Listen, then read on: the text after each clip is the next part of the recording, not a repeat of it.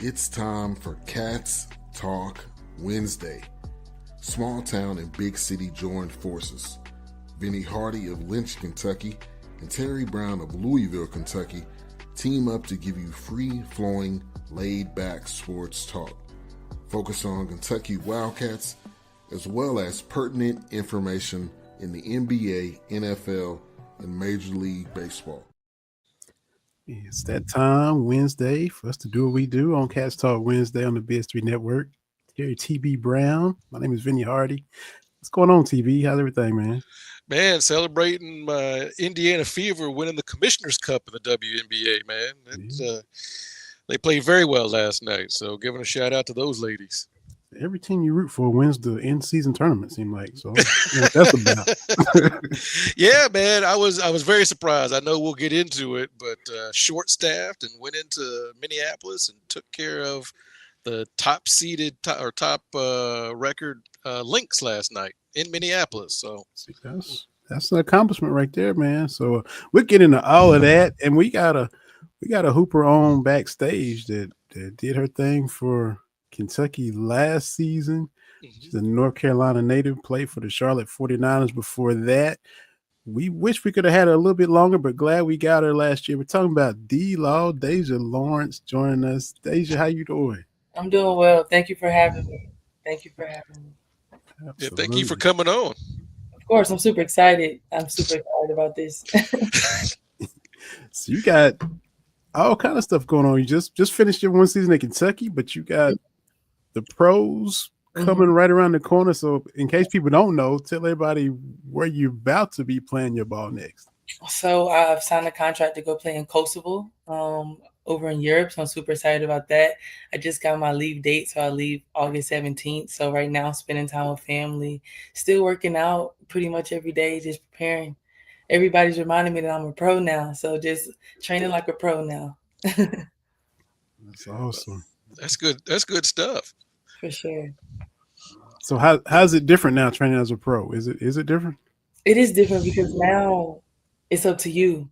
You know, it's up to you to get up and go to the gym. It's up to you. You're not on the schedule anymore.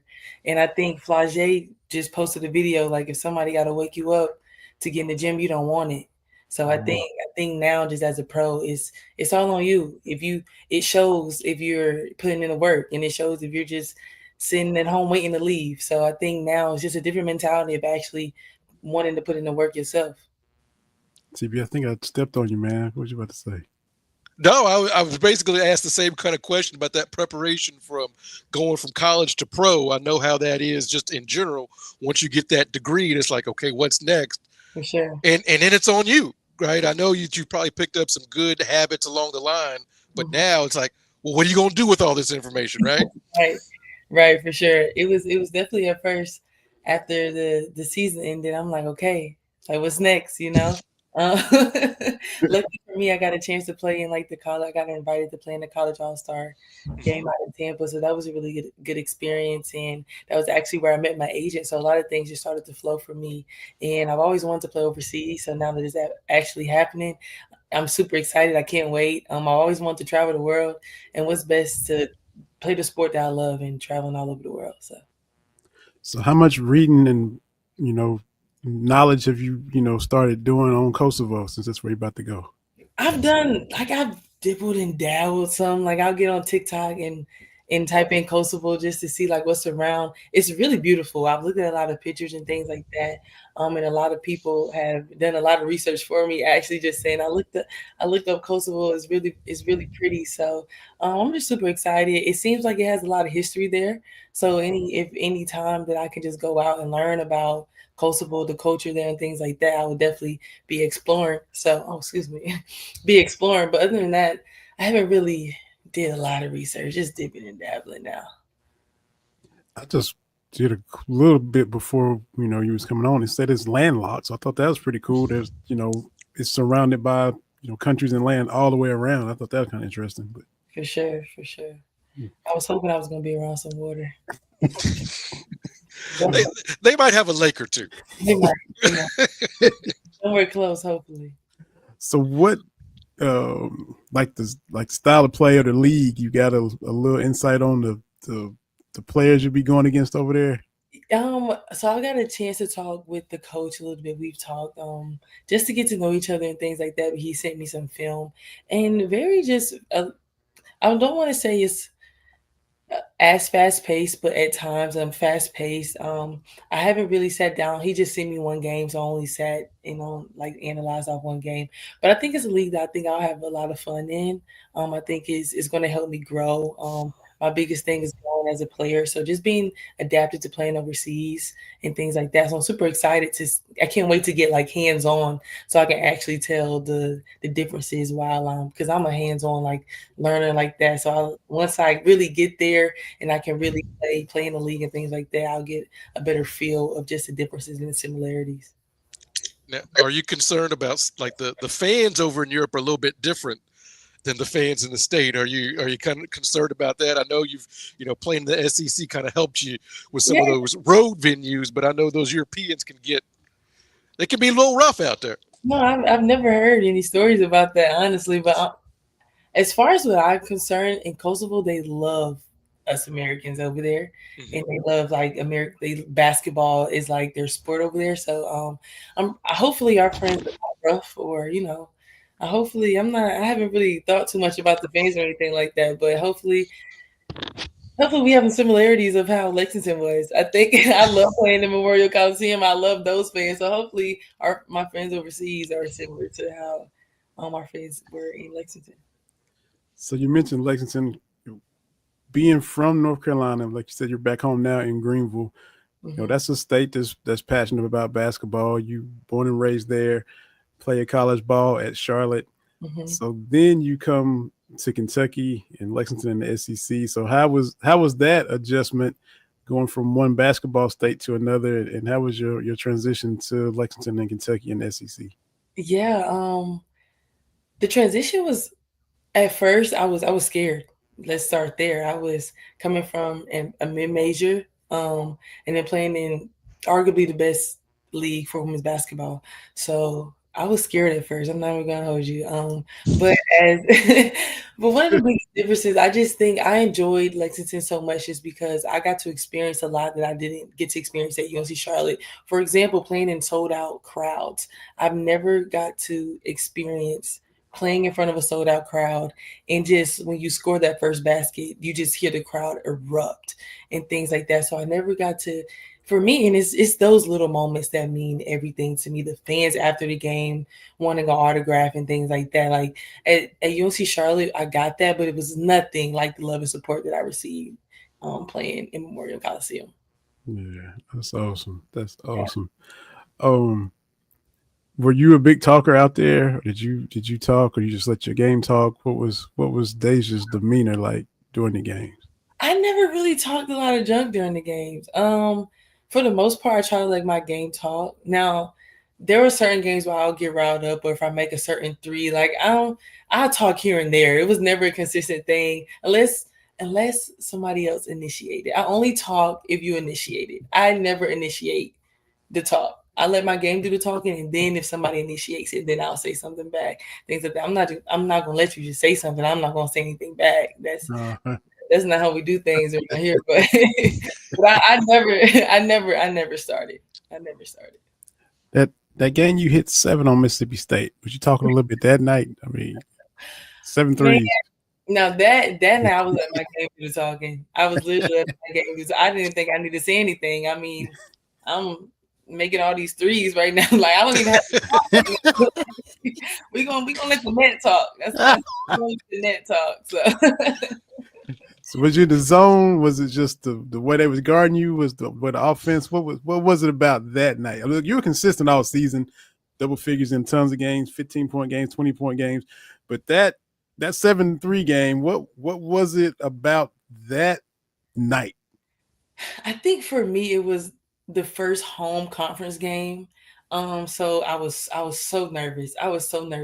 But you just have an on when it's just on. And that night I was just on. I was confident. I think that was one thing. I didn't hesitate. If I was open, I was open. I let that thing fly. So that night I was just really confident. And like I said, it was our first home game. So we all wanted to give everybody a show and just set the tone for what the season was going to be like for us. What was it you mentioned? Coming from mid-major to Lexington to the SEC, Mm-hmm. did you know Kenny Brooks from a distance at all before you talked with him about coming? And then what was you thinking about fixing to play for him? What was that whole thing like? Not at all. I didn't know. I was a fan, honestly. I was a fan of Kenny Brooks, and I was a fan of Coach Brooks before any of this. But so one of our assistant coaches, Coach Sierra Gregory, she was my assistant at Charlotte. So when she got the job here in Kentucky, I was joking with her. We was in UNC Charlotte's gym. And I was joking with her. I said, you gonna give Coach Brooks a call for me? Just, just throw my name out there, I'm literally I'm just joking. But she was my position coach at Charlotte and things like that. But she was like, I had film ready already. So pretty sure they had a conversation. I guess he liked it. He called me probably a couple days later, and that's how that relationship started with me and Coach Brooks. Man, that's awesome. Yeah. I saw the clip. Probably, I said a ton of BBN saw it. It was behind the Kentucky Basketball Podcast. Mm-hmm. You, I think Georgia both were on it, and you were talking about. Now, correct me if I'm wrong. Basically, kind of fangirling to get to play with her, or being hyped to play with her. Sure. Like I said, I was a huge fan of VTech when they went on their Final Four run, and you'd be crazy not to like a player like Georgia Amore. I mean, just the things that she was able to accomplish from afar, and it's good basketball. So I always watched Virginia Tech whenever I had an opportunity. And like I said, I was a fan of Georgia's. I got to see her play against Caitlin Clark in Charlotte at the time because I went to UNC Charlotte. So they were 20 minutes down the street, and when I got to see her play in person, I'm like, wow, like she's good. So I've always been a fan of just Georgia's game and just how she approaches the game and things like that.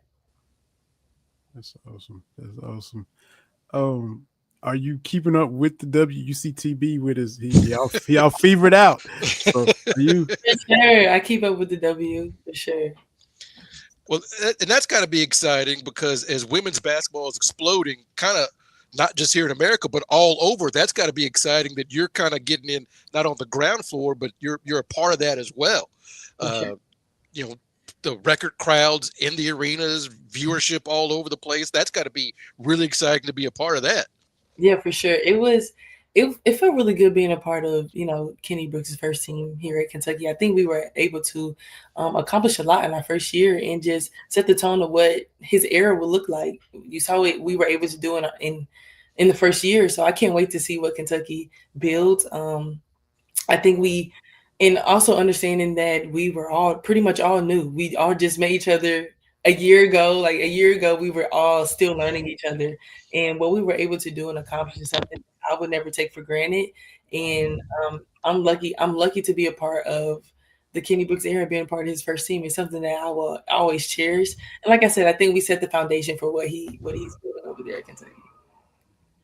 Was he chill almost all the time? I mean, did he ever have to turn up on y'all sometimes? Oh, maybe we didn't see it. He's definitely turned up on us like a few times actually, but majority of the time you get what you see. He's real chill, cool guy. Yeah, because I mean during the games he just be sitting over there, Giving us those looks for sure. But like if the preparation is done and all the work and practices that really really don't need to be acting a fool during the game if you already did the work during the week, right? Sure, for sure. When we're doing what we're supposed to be doing, he looks like a proud dad over there. Oh, I had one more thing. We talked about the W. You've been in North Carolina. Oh, who was your favorite players and teams as a little one coming up when you was just a youngin? Who were you watching?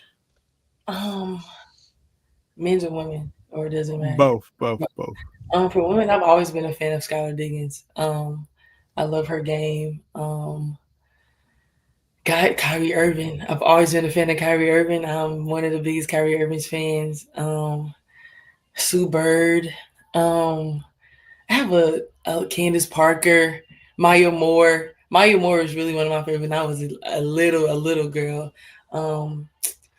Yeah, I think that's it. You put me on the spot there. Oh, my bad. Oh, And Sue Bird getting that statue, the first I know. W player to get a statue coming up. Seen that. That's huge. That's huge for sure. And Candace got 2 numbers retired. Yeah. Right. That's how good she was. So that's awesome. And I love Skylar Diggins too. She's pesky. Yeah. She looks like the person, like, I don't want to bring the ball up to court because Vinny, she be on it, man. She be up in you with the chat. Like, that does not look like fun going against her for 40 minutes a night. It just doesn't. Especially when she just put that hair back in the bun. Yeah. You don't want to mess with Skylar on those nights for sure. Hey, and she been doing it a long time too, man. You know, Yeah. I've been since the headband. Mm-hmm. Skylar, that's when she was nice. Yeah, that's awesome. Look, D-Law, we'd love to keep you on here longer, but like I told him, you said 15, 20 minutes, so we're not gonna bust that and get everybody mad at us. But we thank you so much for joining us. Gonna be keeping up with you from afar. Wish you all the best in Kosovo for KBF Pega 03. Am I saying that right? That's the team? Page 03, yeah. Page 03, yeah. So congratulations. And hey, go give them work over there, man. Well, you know it. Thank you so much. Thank you so much, D-Law. You too. Former Cat Dazia Lawrence jumping on here, chopping it up, talking about her time at Kentucky. Yeah. Gonna be playing in the pros. Time at Charlotte, Kenny Brooks, Georgia A. Moore. Just hope that young lady goes over there and does well, man. Yeah, and keep working, keep doing her thing, man. And the WNBA is expanded. Yeah. There's going to be about 50 additional slots opening up with these teams, and I think they're going to expand the rosters a little bit. So put in that work, maybe get a chance to play in the WNBA with a Skylar Diggins and some of those folks that she looked up to. It's an exciting time for women's basketball. Yeah, definitely.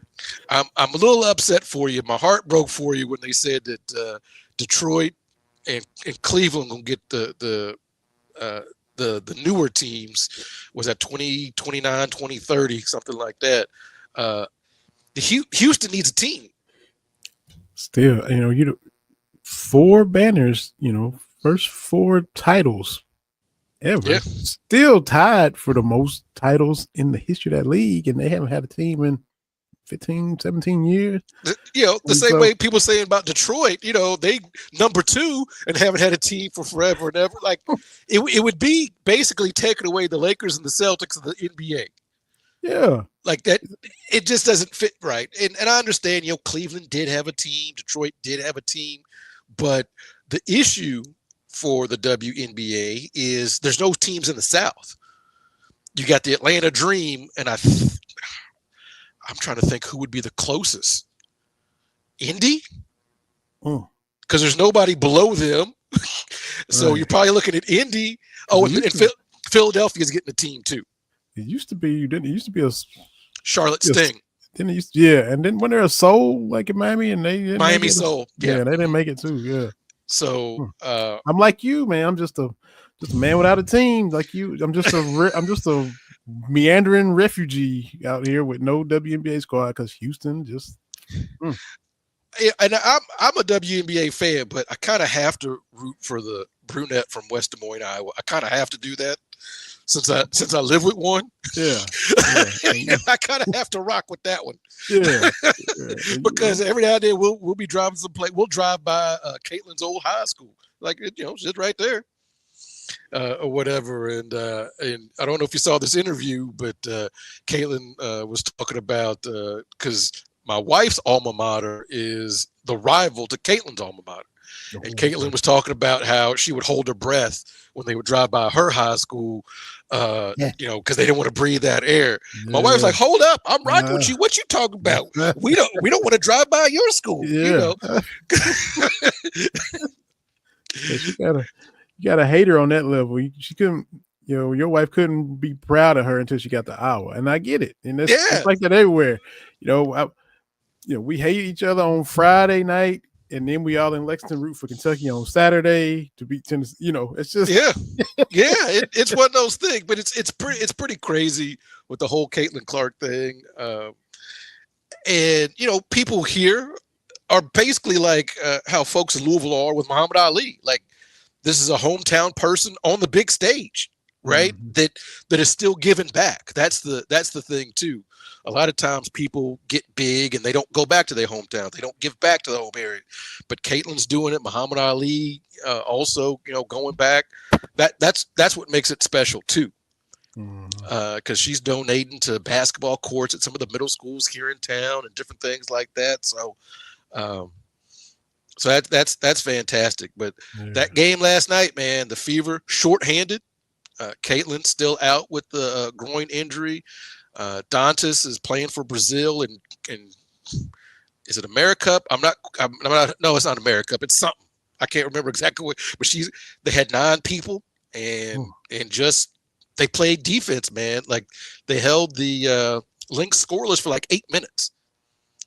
Yeah, 18 something run or 30 something. They ended the first half on an 18-0 run because it looked like they were going to get blown out. Because I was like, man. You know how it is when it starts out and it's like, man, but they just clamped down on defense and said that's a wrap. And Fee Collier, who I think should be the MVP as of right now, she would get my vote if I had a vote. Just didn't play, but the defense was solid. So they got the Commissioner's Cup trophy, which was great. Like I said, I'm a Fever fan. It was fantastic. Aaliyah Boston. Who is absolutely fantastic. I love Aaliyah Boston in her game and Kelsey Mitchell. They got it done last night. I love the WNBA because I think it's different. I mean, it's basketball. I mean, but the way they play is like that Skylar Diggins, man. Like I said, I would hate to go up against her, man. That's I mean, we know how much work and effort that takes to just to be decent on defense, but then they go above and beyond, picking up 94 feet, that's a whole nother level of determination and work. So she was that girl at Notre Dame, coming. Quiet as it's kept, Notre Dame with Enrique and I think Marina May, like Notre Dame is like I think it's Connecticut, UConn, South Carolina, and then maybe Notre Dame. When you start looking at, players in the WNBA, quiet as kept, Notre Dame has been putting a lot of women in the league. And look, Muffet won a title before she left. So and Notre Dame put Connecticut out back-to-back years in the Final Four. And so, or 1 year because the other year was Mississippi State, but look, I love watching the games. I don't just watch Fever games. I know that's the rumor that Caitlin fans and Fever fans only watch their games. I watch them all, man, because I feel bad. When I was a younger man, a little bit chauvinistic, like, oh, that's just girls playing basketball, and I don't think I appreciated Candace Parker and that bunch like in real time. Right. But I'm lucky, and the good thing is on the league pass during like halftime and game breaks and stuff like that, they'll have these little clips, and I'm like, oh my goodness, these ladies was cold. What was I doing? Ignoring like, okay, like, yeah, Candace Parker. Like, I'm just saying, I'm glad I'm watching now, because those ladies are all balling. Like, Caitlin got me hooked, but I'm here watching the rest of them too, man. Yeah, I remember, of course, rooting against them, but it seemed like Shamika Holtzclaw may have been the first female player that I watched that, she a little more athletic. She doing a little something different out here, and that's no disrespect intended, but the way she out here stopping off 2 feet and just raising up on people and just she got a little more edge to her the way, okay. And of course she was doing it for Tennessee, and you hoping somebody can beat them, but you gotta respect, the three Meeks, her and Catchings and everybody that was coming through there back then. Yeah. So I'm slow to the history, but I'm watching it now. Like I said, I think I told you last year I first started watching. I love watching the Lynx play, man. That offense is tough. The ball moves like it's great.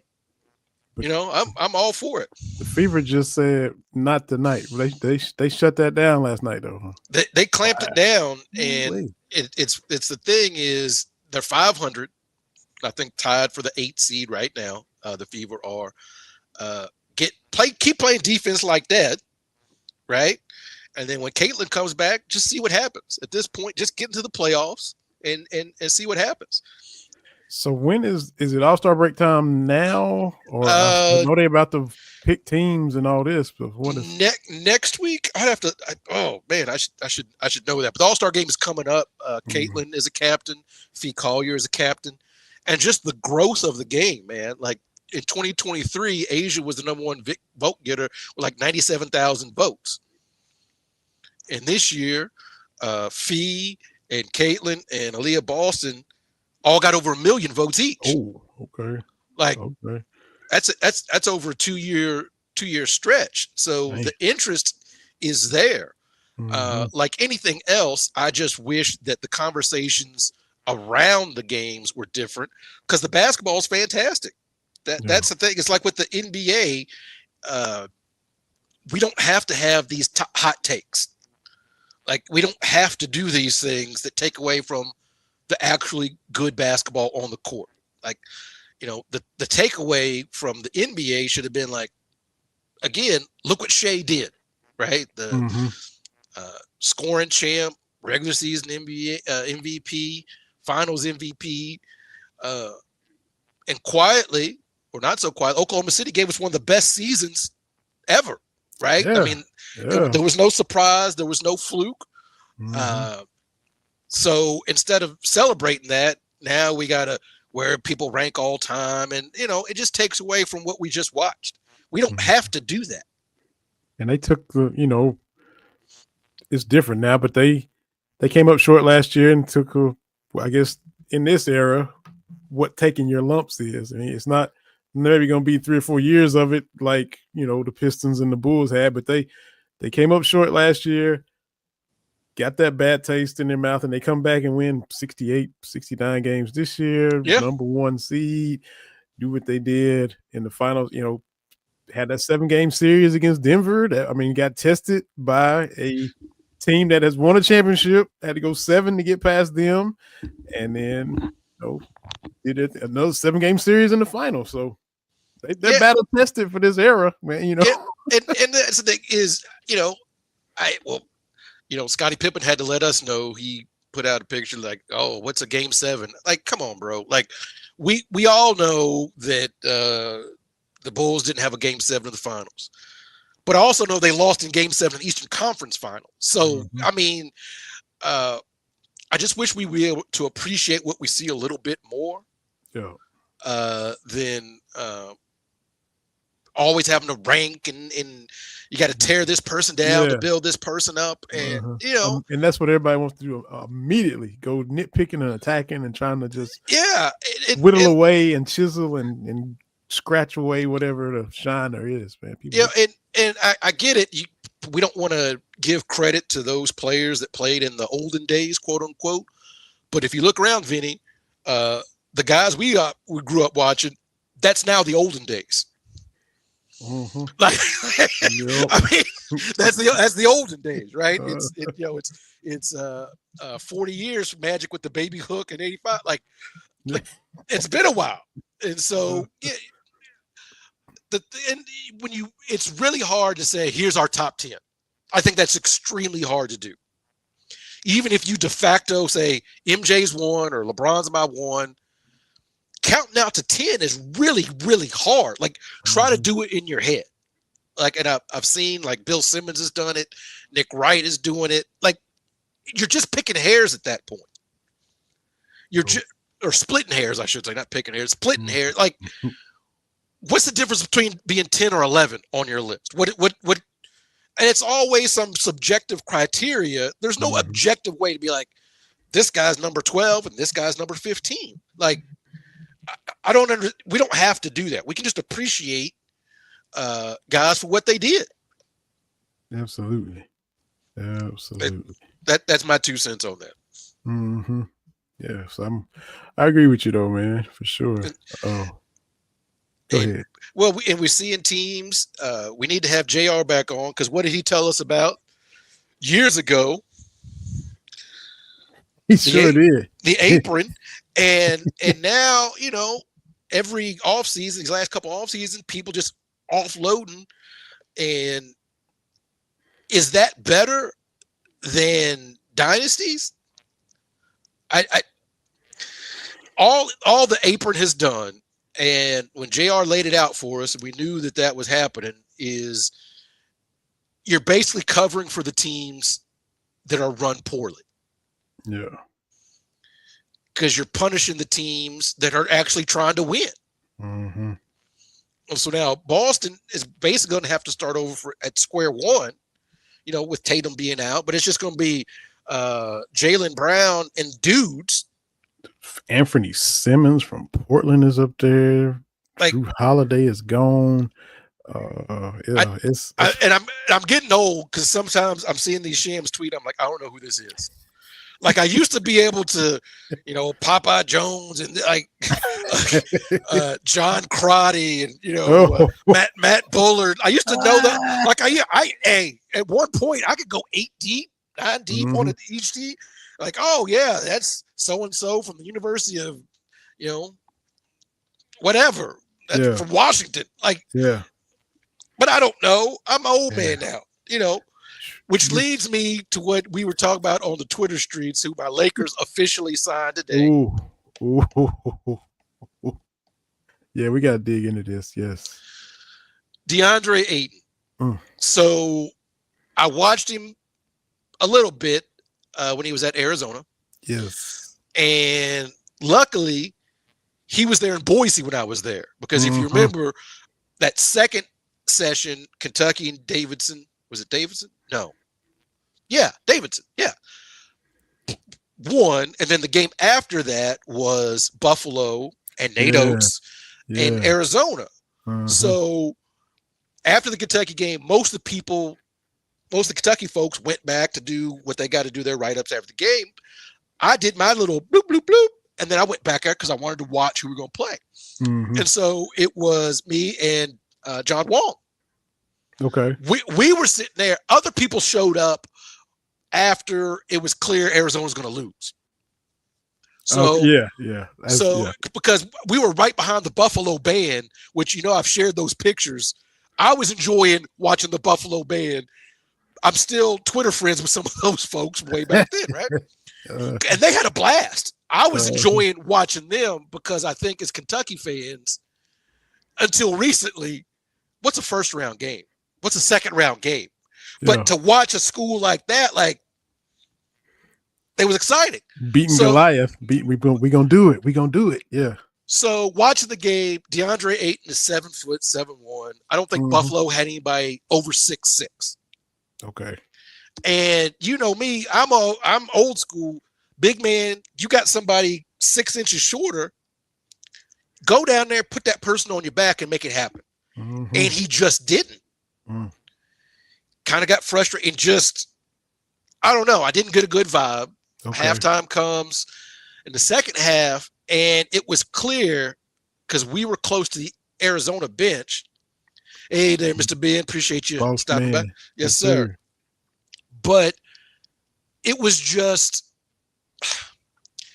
and I hate when people were like, oh, so-and-so quit, this athlete quit, but it looked like he had tickets to go to Hawaii that, he's like, I got to get this over with. And it never set well with me. And I said at the time, I was like, I don't see it, because they were talking about, he was going to a top 2 or 3 pick, whatever he ended up being. Well, then we go to the press conference, and this was when Sean Miller had that heat on him, right? Yeah.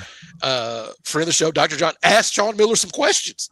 That's one thing I love about, because he's like, I'm gonna be here, I'm gonna ask these questions. But between the time that the game was over and the press conference, Ayton was like, I'm out, and all his answers was nothing about the game.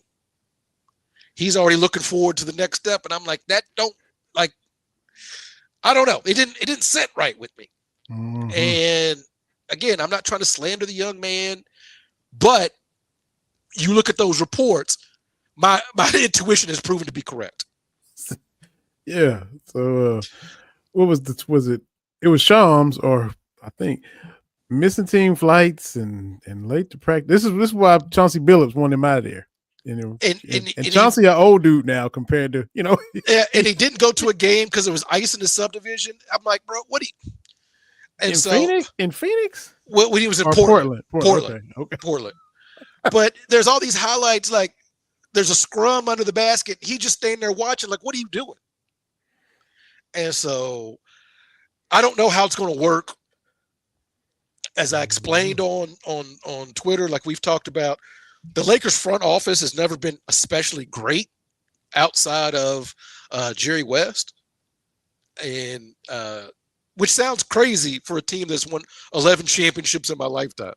Yes. But the front office, like I've been saying on this show for years, we'll just get two of the best and figure it out.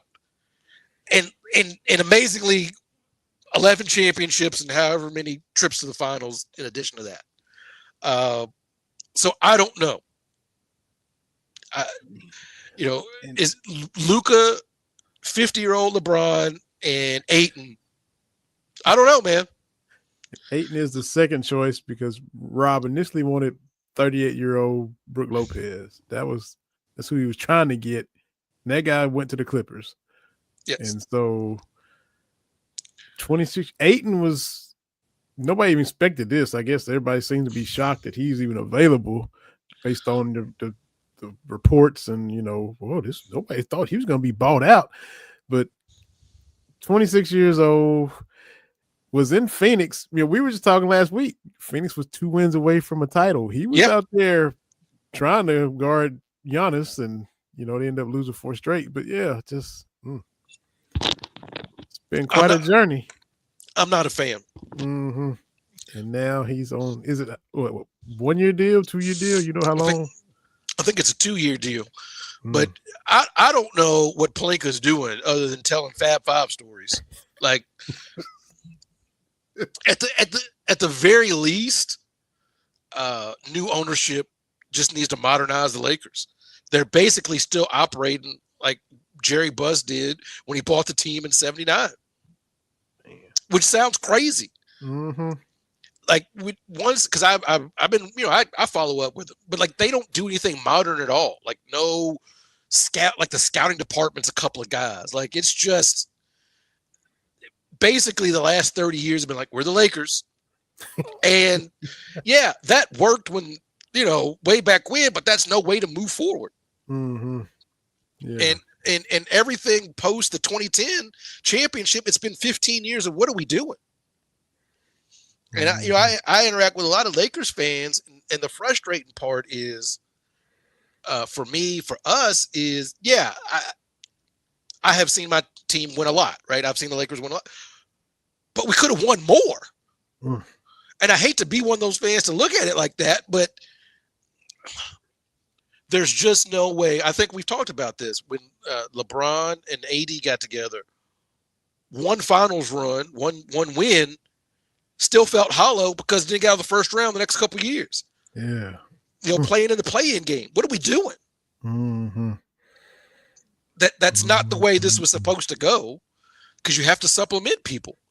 Yeah. And I think if Pelinka had gotten a decent big man, so AD could play the 4, I would liked our chances.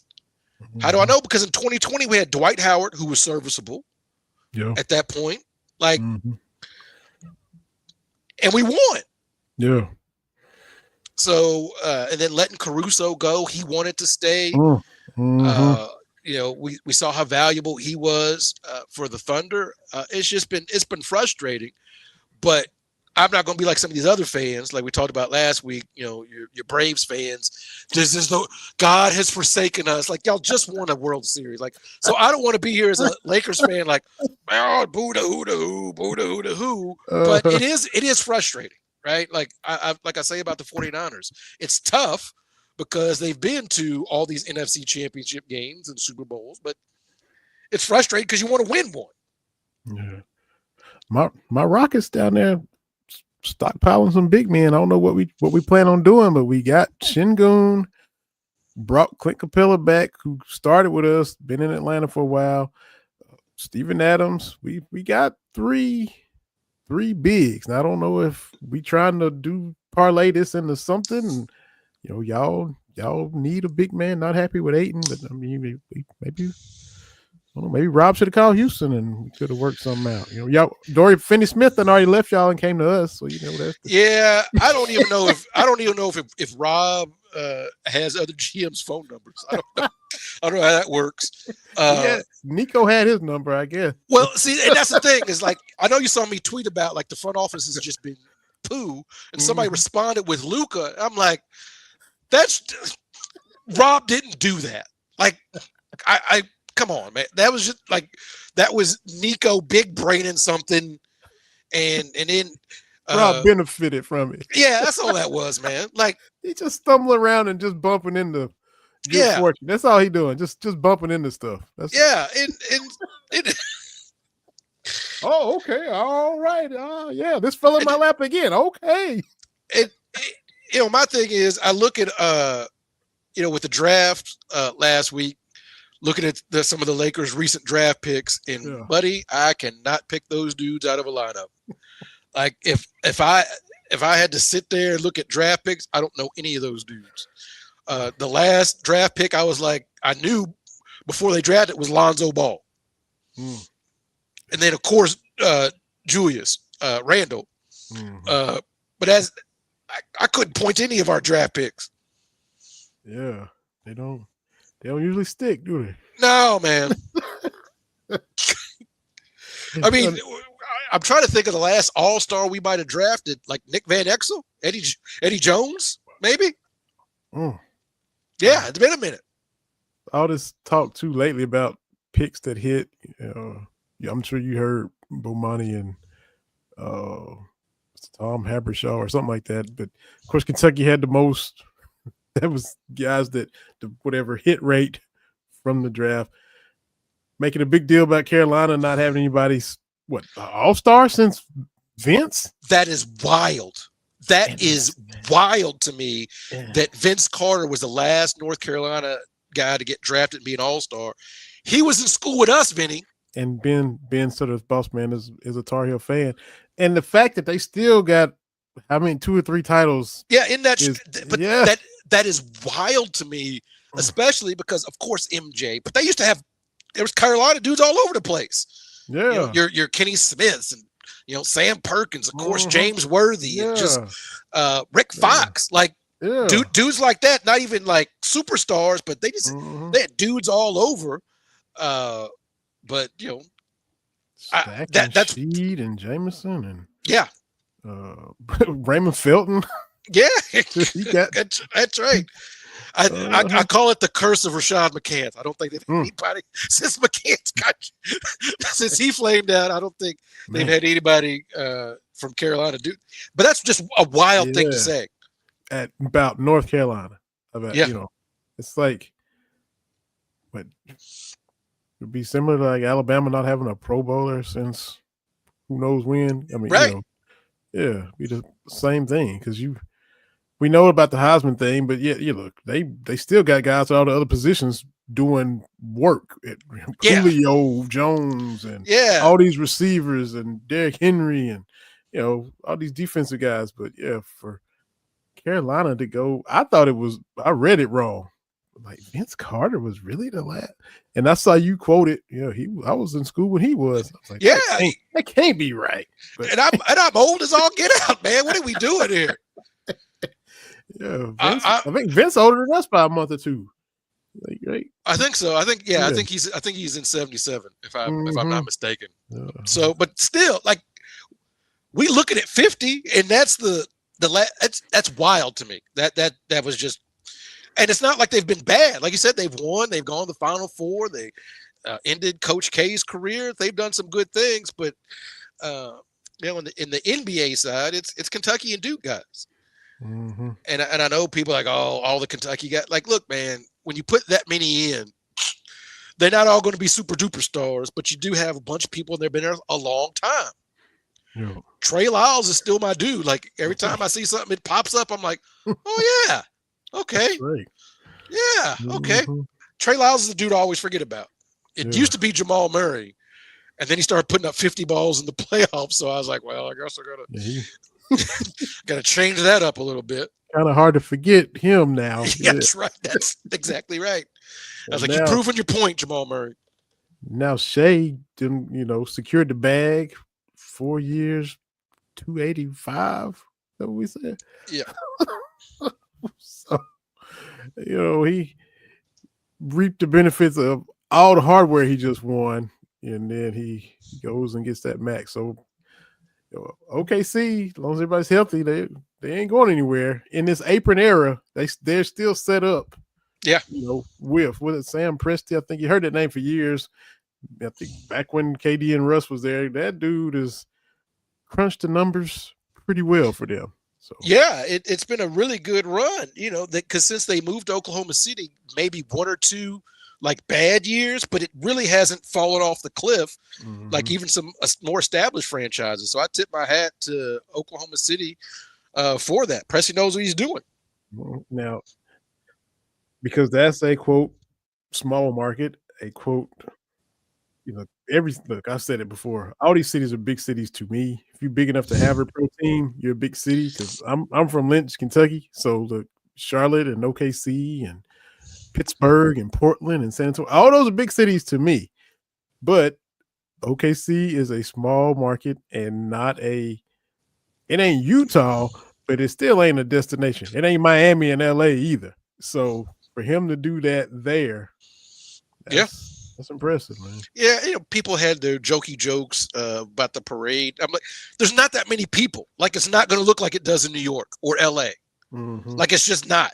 Because there's not enough people to do that. Yeah. Mm-hmm. Yeah, look, they having a parade, so I ain't mad. Yeah, at it. I'm still upset the Lakers didn't have a parade, but that's another thing. Mm-hmm.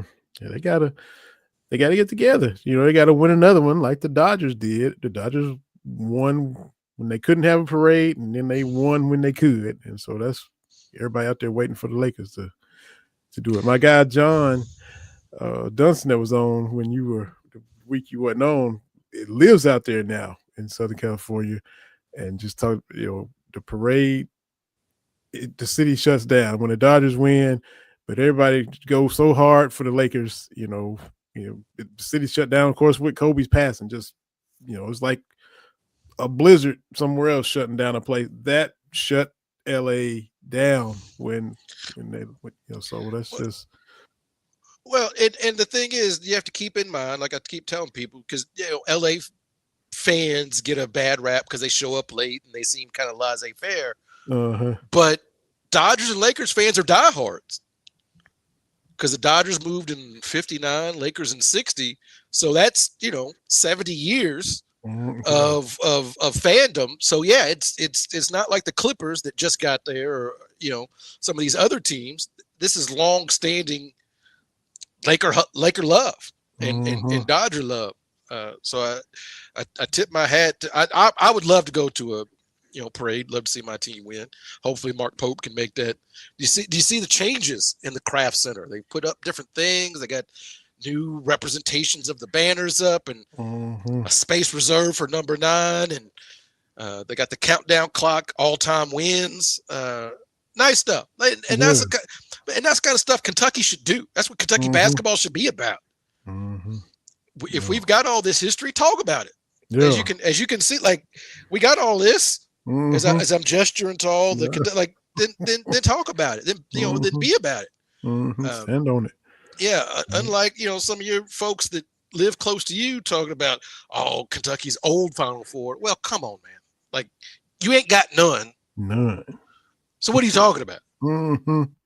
Yeah, and they the main ones that want to say something. They ain't got one. But it's ridiculous. Whatever.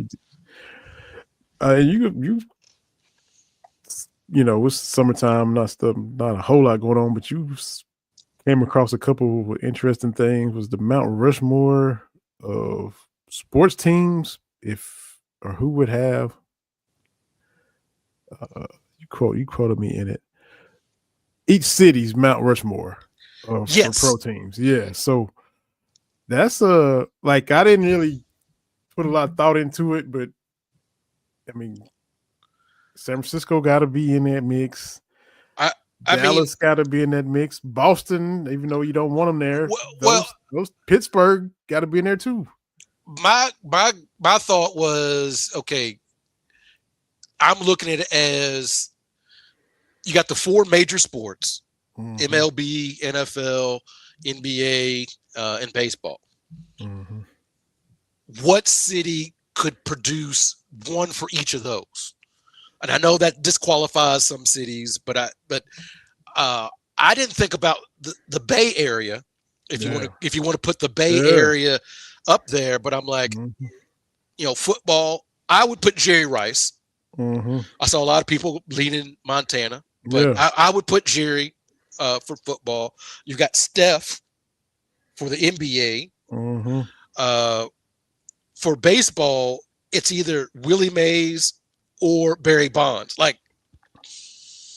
And Barry can be on two cities Mount Rushmore. I'm just saying, right. So you look. So the Bay is up there. Mm-hmm. Obviously Boston. Yeah. Right. If you wanted to go that route, I think the thing that's holding back LA would be the football portion. Mm. Because the LA Rams, you can't put Jim Everett up there. You're going to put Henry Ellard up there. I don't know. Maybe Deacon Jones, if you wanted a deep cut, but I think football would hurt LA. Marcus Allen, they was in LA for Marcus Allen, right? Yeah, I guess he didn't play in Oakland. No, so. I guess you could put, but obviously New York, right? You can, if you want to do Babe Ruth and you want to do, basketball. If you wanted to put, who'd you put up there for basketball? Ton of Yankees. Yeah, I think Willis Reed up there. Yeah, you could definitely put Willis Reed up there. Yankees for days. But football, it would be Lawrence Taylor, right? It Messier for hockey because he won them the Stanley Cup and right. So, but looking at, and I quote tweeted this, I guess yesterday, day before. It was a highlight of that Derek Jeter play where he catches it and falls into the stands. Yeah, I'm like, look, Derek Jeter, great ball player, very good. But I would say that him and Eli Manning have benefited more from the New York media apparatus than anybody else. Because a lot of those Derek Jeter highlights are, okay. But he won, he looked good, and he was playing for the Yankees. He looked good in the pinstripes, right? Yeah. And I'm not going to go on my Eli Manning rant again, but you know where I sit with that. I might lean. Derek's numbers was at least more above average than Eli's, right? Yes, yeah. I mean, he got the 3,000 hits, and and I'm not trying to, but I just think for the way he's talked about, and then kind of the way he kind of fits in that hierarchy, he benefits from it. But I'm a Derek Jeter fan. And the captain of the Yankees is the whole thing, kind of like quarterback for the Cowboys, Aikman, Staubach, all that, the 88 for the Cowboys, Michael Irvin, Drew Pearson, Des Bryant, CeeDee Lamb. The captain of the Yankees is the same thing as that. That's just, that just puts you in a whole nother, whether you fully live up to it or not. I don't know, but so, but like Jeter, I mean, Reggie Jackson could be on there if you don't want Jeter, for his time in New York. Reggie could be on there for his Oakland Bay Area too. Yeah. So I mean, I think Chicago has got a pretty good case. Mm-hmm. Of course, starting with Michael Jordan is almost a cheat code. Yeah. But yeah, Chicago, you got MJ, you got Peyton. And old schools want to go Dick Butkus or Singletary Yeah. or something. Which Cub is your wife putting on there? Oh, I would ask her. I think she's a Ernie Banks Okay, fan. yeah. Yeah. So, for the Cubs, you could do that, or so I think Chicago would have a case. New York, LA, Boston.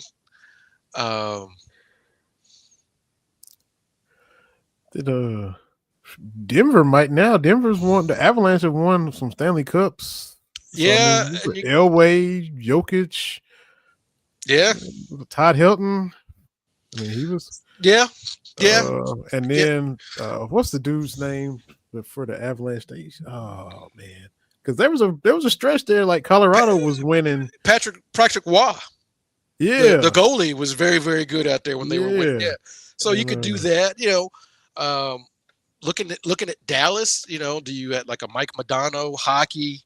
Look at that. We need Craig on here. I'm throwing out hockey knowledge. Wow. Whoever you want to pull from the Cowboys. And Dirt. I mean, that's a pretty good. And Pudge Rodriguez, Pudge or Beltre, Adrian Beltre, right? That's pretty good. Peter Houston, Forsberg. Forsberg is who you're thinking of. Yeah, yeah. Love it. I think maybe Detroit. Wow. Isaiah, Barry Sanders, Fedorov for hockey. Oh wow, yeah. And was Ty Cobb a Tiger? Was he? He's Detroit, right? Let me see. I think so. It might be. Yeah. So Detroit might have something to say when you look at it like that. So that would kind of be my listing on who you might have on different athletic Hall of Fame or Mount Rushmore if you were to do that. Yeah, that was a fun little list, man. Just New York, Philadelphia. I don't know if could they get in there. So Philadelphia, you would have. I mean, you would start with either Wilt or Iverson, right? Dr. J. Dr. J. I mean, and then maybe Mike Schmidt. Yeah. For the Phillies. Reggie White. Yeah. I mean, you could go Reggie White, yeah, and then Eric Lindros for the for the Flyers. Yeah, they could make a case for them. Or you could maybe see the only thing is like with DC they'd have had baseball enough. Like would you do like Warren Spahn?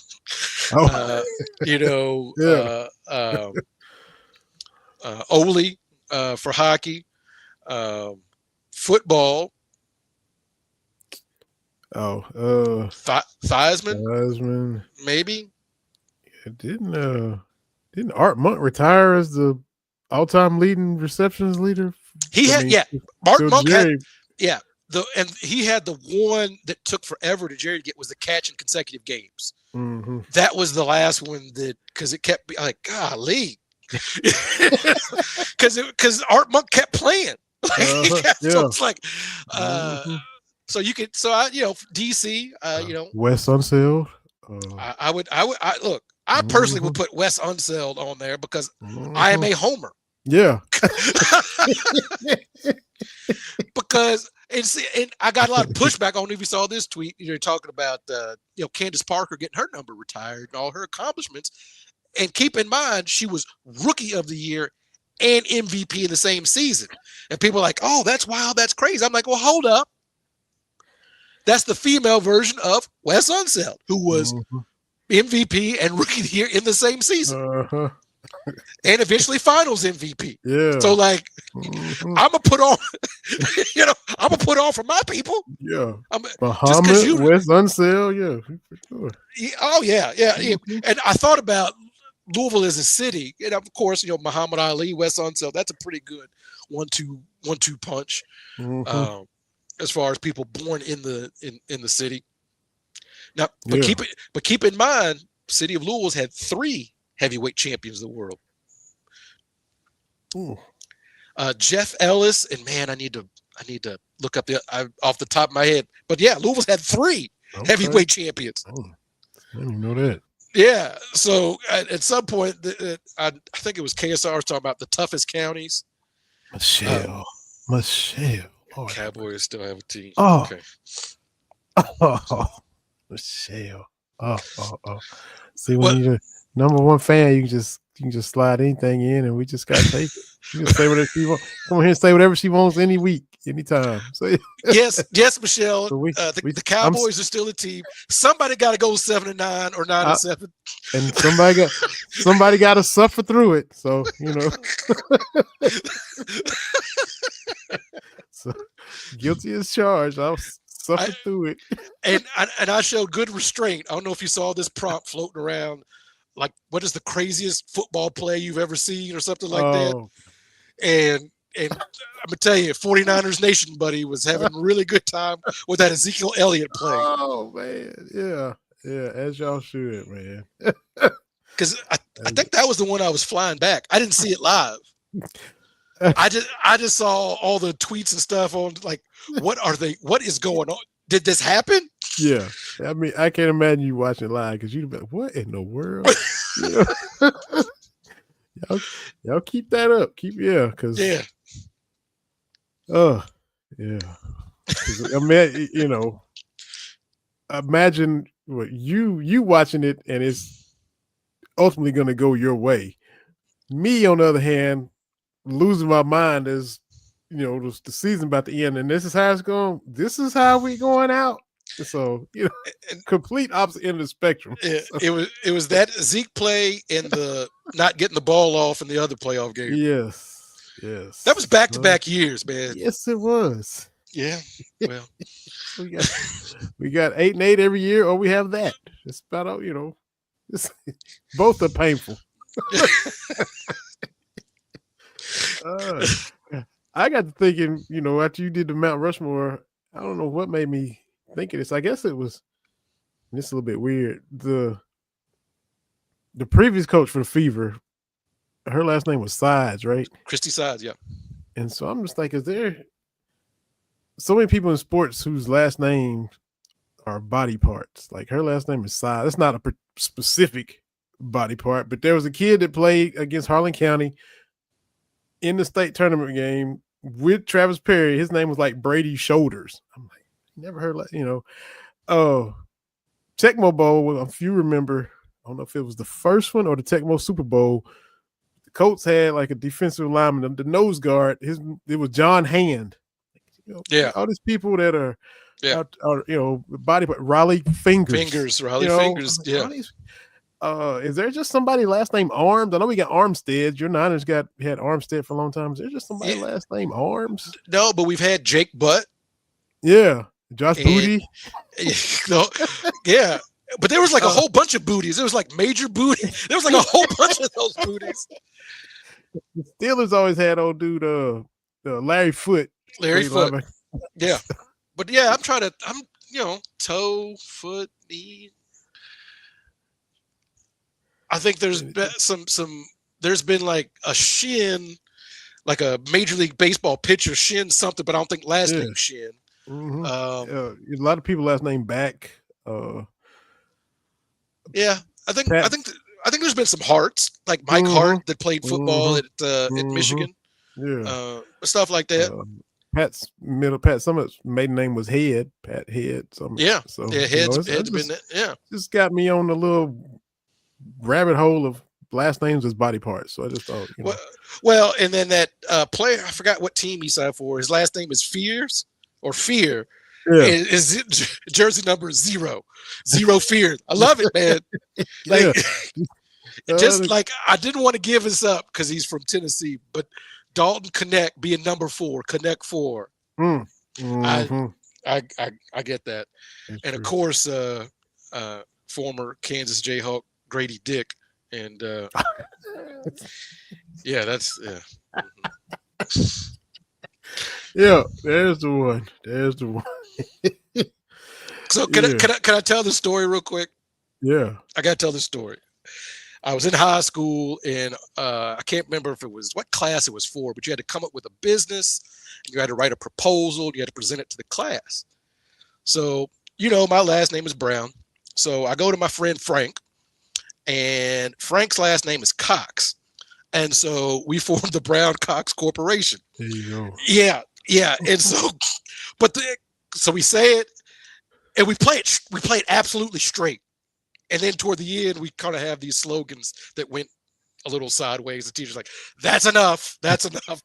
But where's Katie Drzinski where we need her? It was like, okay, all right, you've done enough with your Brown Cox stuff.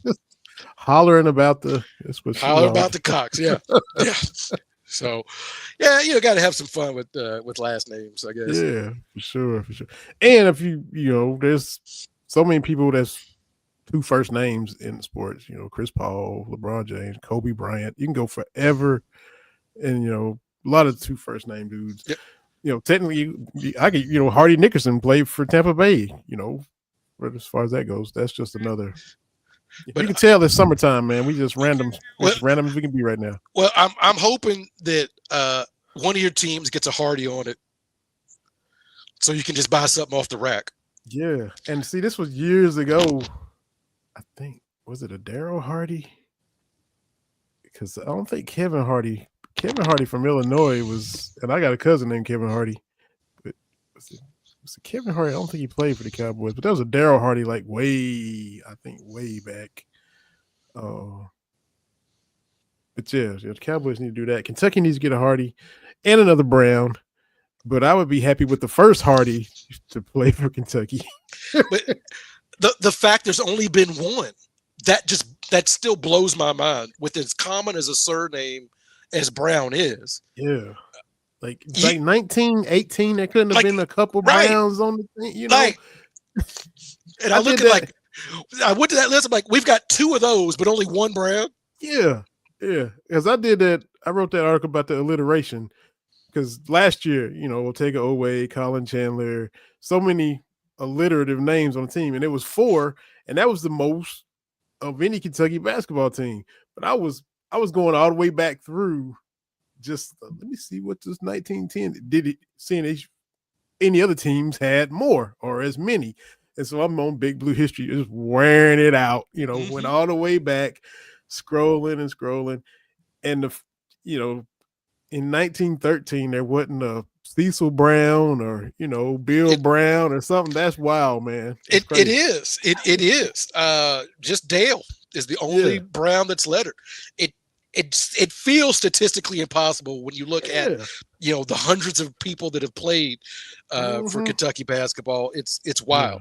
Yeah, but if I can get Trey Brown on the Niners to put that T on it, is it 2 on the team this year? Jair Brown, that jersey that I do have. But I thought he gonna put that T on it. No, it's just Brown. So I'm hoping as the season progresses they make him put that T on it, because I would definitely like to buy that right off the rack. You're gonna have to tweet at him or something. Like, hey, you had that T. Oh man, do it for us. But look, Tim Brown, great Hall of Famer. I was not that big of a fan, but back when jerseys really became a thing in the 90s, how can I not get a T Brown jersey? Yep. Yep. Not a fan of just the Raiders or him or Notre Dame. Yeah, he went to Notre Dame. I was okay. And he was okay, but that's like the Duke. They just make you can't like nobody. Yeah, you're gonna get that D Brown jersey? Absolutely not. I am not buying a Celtic. What? He could actually be your cousin, and you still be like, nah, man. Yeah, if he, I'm waiting for him to show up. Be like, nah, man, I'm good. I'm no, bring no Celtic stuff. Yeah, that's where you draw the line. Draw the line in ink. Oh yeah. Man. So yeah, man, Sue Bird, should she be the first one to get a statue? Or had Houston had a team, we probably would have had Cynthia Cooper a statue already, but since we don't, we haven't. But if the Comets still had a team, I think we would have already had it. My thing is let teams do what they want to do, right? Like we have this should this person's jersey get retired? Like, who cares? Like, if the organization or the college program wants to do it, right? Like, I was looking up like UConn women. They've only got one retired jersey. It's Rebecca Lobo. Wow. And she didn't get retired till 2017. Because their rule is you got to be in the Hall of Fame, which when you have that many great players is a great place to start, right? Because you might run out of numbers. So UConn, the numbers retired. It's just Rebecca Lobo on the women and Ray Allen on the men. Okay. But my thing is do what you feel. Like, y'all retiring this number and like, who cares? Is my thing. You do what is good in your program, right? Like, we understand as Kentucky fans, retiring numbers is not an option because you'll run out. Right? Like, how many good number 34s have we had? How many good, All-American number 3s have we had? Right? I did an article for Wildcat Blue Nation, like the most, I didn't say most important, but like, you look at there's certain numbers, like number 3. It's Rex Chapman, Tyler Eulis, right? Or 34 or 24. Yeah. Mashburn had 24. Mashburn had 24 and Antoine Walker, right? Yeah. Like, you could go through each number, Mark Pope, I think he's still the only 41. So by default, like, you got some of those weird ones. But there's some numbers that keep popping up over and over again that, we can't retire numbers. And the first game too, the first game, whoever it was with whoever we played, the first home game last year, and beat them by 41. I mean, you just couldn't. Yeah, that was special. So again, this is my plea to UK athletics. We can just because we can't retire numbers doesn't mean we don't need to acknowledge people. And it's starting to be weird. Yes. Because Tony Delk was the last one. The last person we honored signed with UK. George H.W. Bush was president. Because when he signed in 1992, the election had not happened. And Bush was president. Like, they just gonna get around to it, or they just forgot? I don't know. And Valerie Still's the only one on the women's side. And I'm like, Ryan Howard needs to be up there. In Memorial. And Georgia need to be up there after that, just for her 1 year. Yeah. So, I mean. Again, I don't know how that works. And, some people are like, oh, you keep banging that drum. Because it's ridiculous. Like, when I explain to other people, like, y'all have not retired anything. And with Iowa's whole get down is because the thing is, there's no waiting period on any of this. So Iowa's thing is, if you're great, we're going to get you the next year. Because that's how they did Caitlin. That's how they did Luca Garza. And the only reason they didn't do that to Megan Gustafson is because it was the COVID year. And there was nobody there. So they waited until fans were there to retire her number. And people are like, oh, like, because the thing is, you should know when this person leaves, like, their career's done.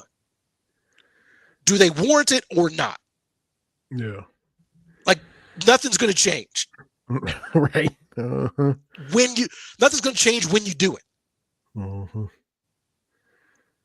Yeah. And so it's frustrating because I think Tayshawn's got a mention at wherever the Pacers play, or not the Pacers, the Pistons play.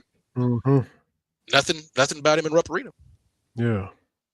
I mean, so now we're going to live in a world where National Players of the Year, John Wall, Anthony Davis, Oscar Tshiebwe, no mention. NBA MVP, Shai Gilgeous-Alexander, no mention. That to me is just absolutely wild. Mm-hmm. Yeah, that's It's wild to me. But because, like you said, nothing's gonna change except time keeps going by and you ain't got it done. And then you got others backing up and log jamming because you hadn't. at the very least, we should honor the 3 national players of the year. At the very least. Mm-hmm. Yeah. Like, and I know some people like, oh, some of these guys are one and done. It doesn't. I don't care. Mm-hmm. You should I don't care. No. You should still be honored Mm-hmm. because as much as we try to distance ourselves from Coach Cal, those teams are fun. There are Final Four banners hanging up. Mm-hmm. We can honor those teams. It's okay. Yeah. It's not accepting mediocrity or changing who we are as Kentucky. It's telling the full story of, as we always say, no matter what the playing field looks like, Kentucky's going to eat. Yeah, that's true.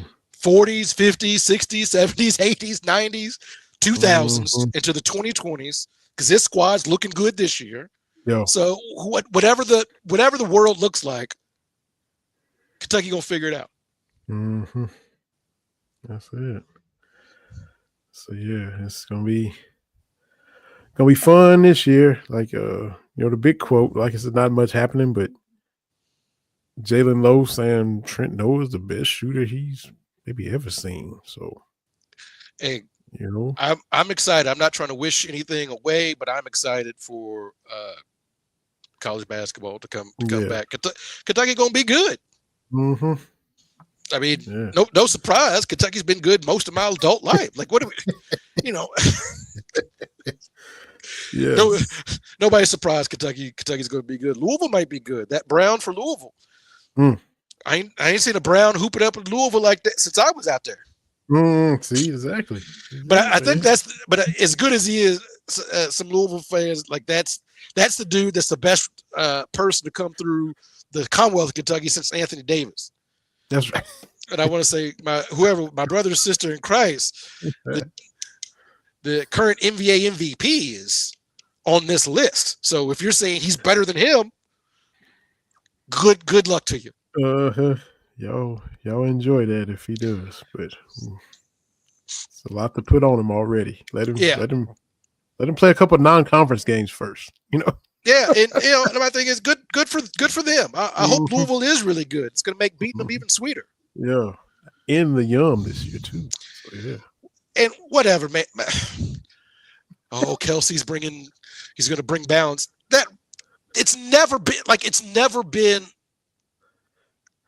50. Like, what are we talking about? You've had Hall of Fame coaches that don't have winning records against Kentucky. Yeah. Because they've never won 3 in a row, ever. Never won 3 in a row in the series. That's correct. Lost last year, so. Yeah. Their best stretch was over 10 years was 4-6. Wow. Mm-mm. Yep, that's and for all this stuff that they talking about, Kentucky's just, men's basketball. We do have national championships and things other than men's basketball. They don't. They can talk about top 5 finishes. They can talk about BCS bowls, whatever. But if you talk about national championships, it's just men's hoops. And I get it. They've done something. They've gone to the College World Series. They just went. They've gone to the women's Final Four. But if you just talk about championships, of course, rifle, volleyball, and men's basketball. Nope. And and the thing is, since they're now good at volleyball, they can't just dismiss it. Since they're good at it, like, but who cares about volleyball? We all do now. And however you try to work it, Kentucky won a national championship. We didn't just make that up.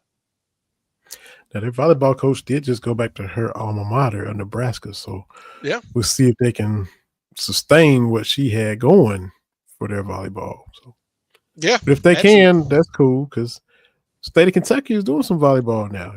Because Western's always good. Louisville's gotten good. Kentucky stays good. And I want to jinx it, but hopefully we'll have the head coach from the volleyball squad on next week. We'll see. Okay. But that's what the media relations is shooting for. So they're gonna let me know if that's what.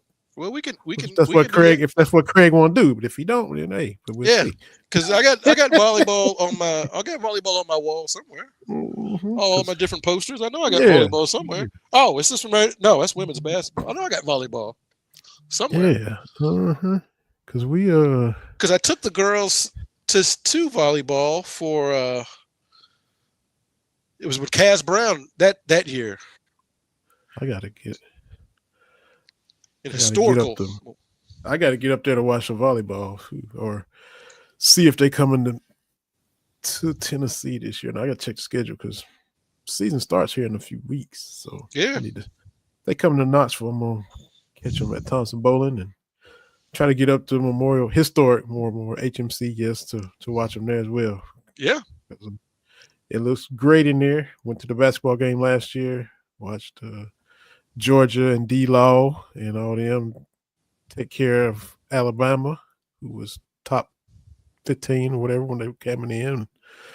Left with a loss, but got to get up there and watch Coach Skinner in the volleyball. So, like we talked about the other day, we had Leah Edmond on here, and we had Coach Anders Nelson, assistant coach at the time. So, trying to get the main man on here. So we'll try to work that out next week. So hopefully that'll be the case. But it's getting close to music festival time for you. Or is that next month? That's the beginning of August. So okay. we'll see how that goes.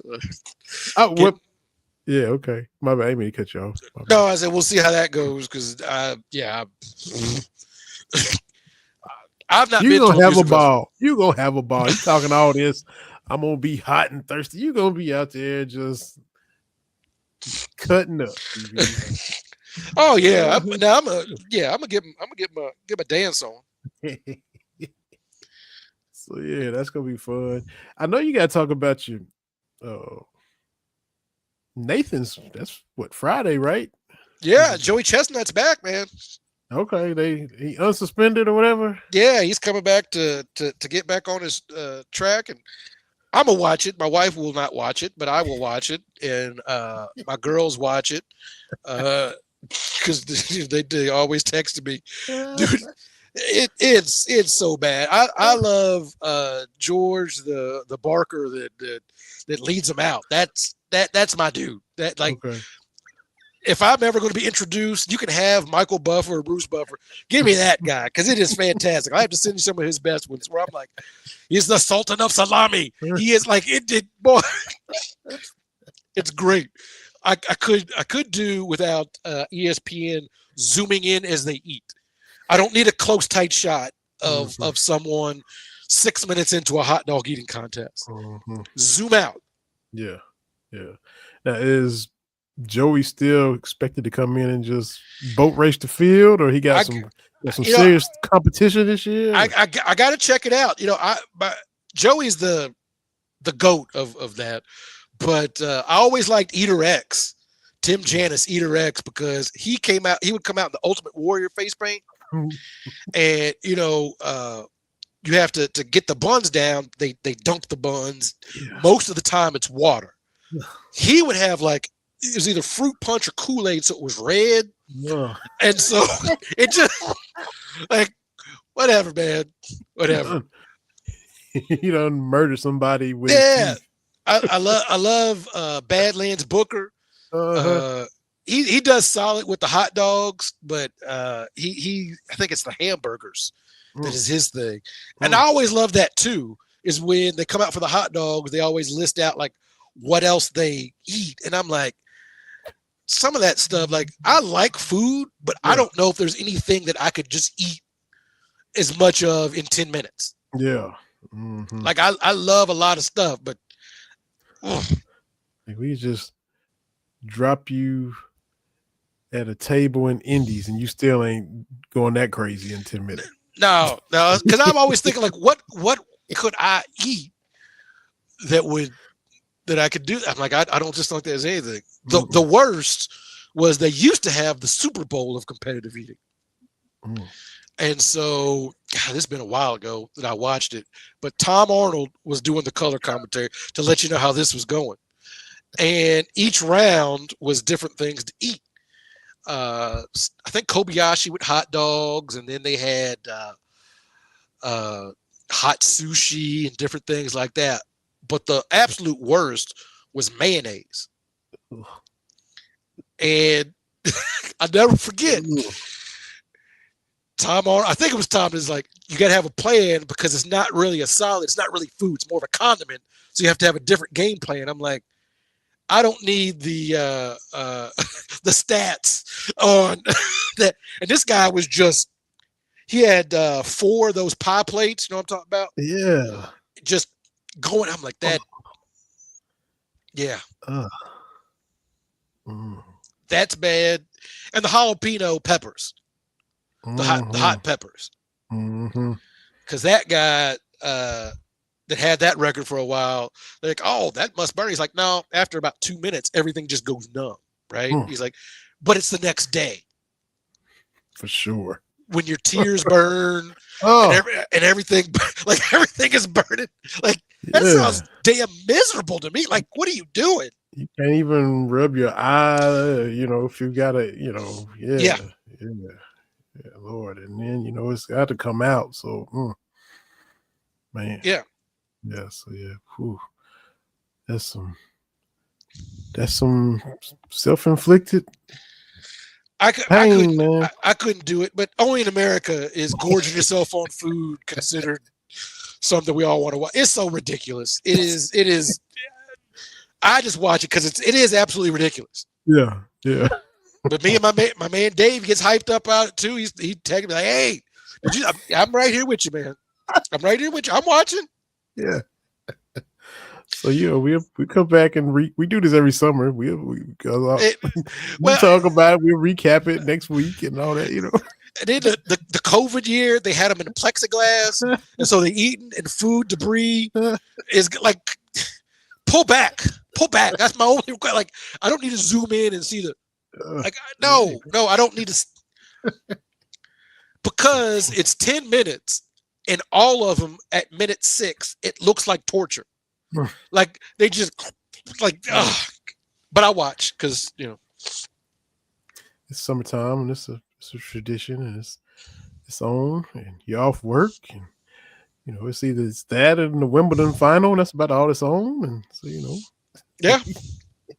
Speaking of Wimbledon, I think Gabe Diallo, dude from Kentucky, he gonna be a problem in the future. I think he made an impression in his first Wimbledon, so congratulations to that young man. And he got knocked out, but he took the dude to 5 sets, and that's his first time playing over there. So we got a UK tennis pro that's about to be around and hopefully do some big things in the future. So. Absolutely, UK all over the place, baby. Oh, that's why we're doing this. Give us stuff to talk about every week. So we appreciate them. Appreciate you. Appreciate Dazia Lawrence. Yeah. Coming on. Her first appearance on the show before she heads to Kosovo. Yeah. So I think I was written the capital is Pristina. And the few pictures I looked up, it is beautiful over there. So I hope she adjusts well and gets, new coach, new team, new everything. I hope it goes as smooth as possible for her. When she heads over there. Put that work in. Come on back stateside. That's it. I retweeted a tweet of hers because somebody had said this is the Mystics point guard in 2026. Just a reminder, and it showed Chloe Kitts that got ice switched up on Georgia and just through the legs, cross, went at her, stepped back, and busted the 3 in her eye. Hey, I'm gonna tell you right now, the Mystics are going to be a problem because they get Georgia back healthy. They got Citrone playing. They got Kiki as well. Like that's going to be a good squad. They're better than they were last year. They got Brittany Sykes that's kind of doing things for them now. But let Georgia get on the court. They got Lucy Olson from Iowa. They got some young players that are really, really good. So if you want to pick a team, that would, you could rock with Abor. You did on the ground floor, yo. Yeah. Appreciate you, Michelle. Yeah. Hugs you too, even though you're talking about my Cowboys. Appreciate you, Michelle. But you were accurate. You were accurate in what you said about the Cowboys. It was a well played jab, Michelle, my Dallas Cowboys. So I took that spear out of my heart. But yeah, people can wonder if we've had a team in the past 30 years. Because sometimes we wonder if we got a team in the past 30 years. But Jerry got a Netflix doc coming out next month, so for whatever that's worth. We'll see how that goes. The Gambler, the real truth about Jerry Jones and the Dallas Cowboys, whatever it's called. But yeah, yep. But everybody, have a good long weekend. Enjoy your time off. Enjoy the Nathan's hot dog eating contest. If you're out and about, try to stay cool because it's hot everywhere right now. So, but we appreciate everybody watching. Appreciate you, Michelle. Always on YouTube or Spotify, wherever y'all want to check us out.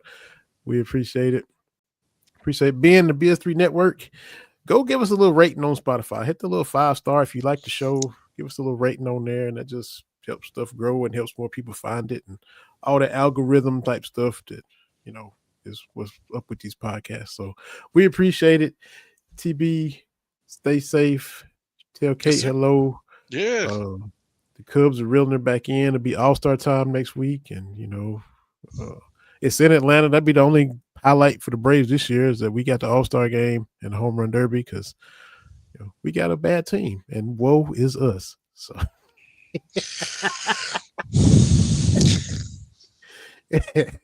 on that note, we gonna get on out of here, y'all.